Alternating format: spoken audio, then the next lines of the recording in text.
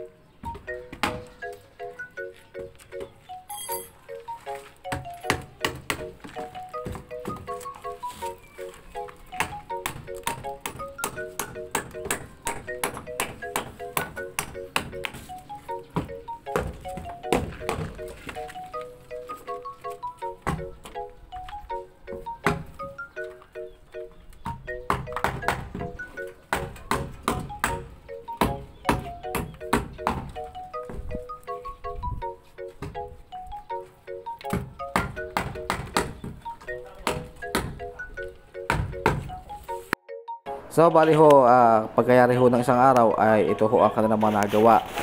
Bali, napormahan na ho nila halos lahat ng ating mga biga at syempre nabusan na rin ho yan. Kung makikita nyo po, may basa-basa pa ho yan sa ilalim ng pinolic board natin. Ibig sabihin ho yan, may buhos po yan. Katulad ho nito, meron na rin buhos yung area ho na yan sa kabilang kwarto. At gayon din ho yung maliit na posting na iwan ho na yun, meron na ho ring buhos yan.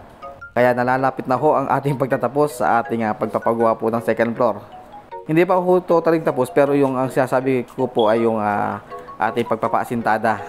So yan lang ho kasi ang pinagawa ho natin sa kanila, yan lang po ating pinakontrata. Kasi yun lang naman po ang kaya ng ating budget. So ito po yung kaninang inaasintadahan, nasaraduhan na rin po. Ito po yung sa loob ng ating master's bedroom. Ito na lamang ho natitira yan na asintadahan, itong area ho na to ng labas ng banyo at ang loob ng ating banyo. So malapit na rin ho yan. Dahil nakita nyo naman po ang ating kwarto, meron na rin humbiga yan sa may paikot dyan sa may harapan. At ang ating mga bintana po, katulad ho nito, ay meron na rin ho kantuhan. At pinakantuhan na po natin yan dahil nga ho, meron na ho tayong order na mga bintana para dito.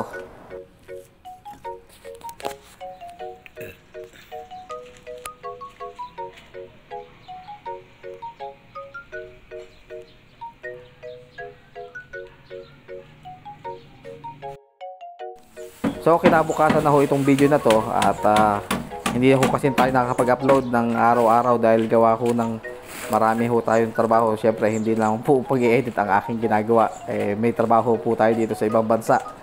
So dito naman ho ay pinopormahan na rin ho nila ang kabilang kwarto para ho yan sa ating biga at syempre pati na rin ho ang poste, isasabay ho nila dyan. At kung mapapansin nyo ho ay may mga natitira hong maliliit na poste at sa ating biga. Ang sabi ho nila dyan ay mas makapit daw ho o mas maganda ho ang kapit pagka magkasama nabubusan ang poste at ang biga. Hindi ho nagsabing totaling lahat ng buong poste, pero at least yung pong may parte po o yung maliit na parte sa ibabaw ay kasama pong kasama po sa mabubusan na halo, kasama ho ng biga. So dito naman ho sa ating master's bedroom ay kung nakikita nyo po ay pinagpapatuloy na po na ng asintadahan ang ating loob po ng banyo. So bali ito nga ho ay konti na lamang ho. Makikita nyo ho ay merong butas dyan. Yan po ay magiging bintana. So konting-konti na lamang ho yung katambay at mayayari na rin ho ang ating master's bedroom. Unti-unti na po natin nabibisyon o nakikita ang ating pinagpapaguran dito sa ibang bansa. Napakasarap lamang ho sa pagkakaramdam pag habang pinanonood ko ho itong video o kahit po pagka ine-edit ko, kung tutusin to ayaw ko ho sanang may na-edit o natatanggal sa mga video, pero syempre kailangan po natin ikat yung mga maliliit pa. Para ho sa akin ay isa ho itong sa mga best memories na makikita ko lagi. Saan ho nakita o saan ko po napunta ang aking pinagpapaguran dito sa ibang bansa. Yun.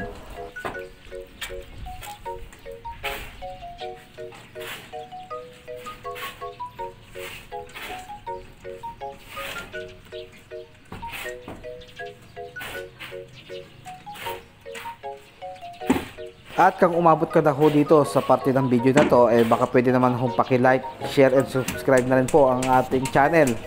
Maraming salamat po.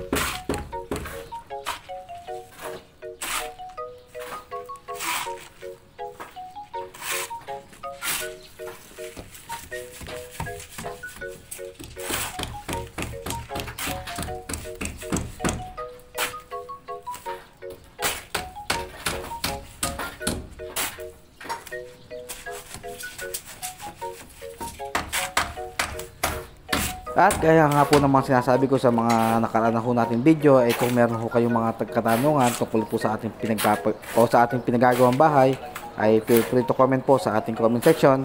At kung kaya ho nating sagutin, ay sasagutin ho natin. At kung hindi naman, syempre magtatanong ho tayo sa mga eksperto.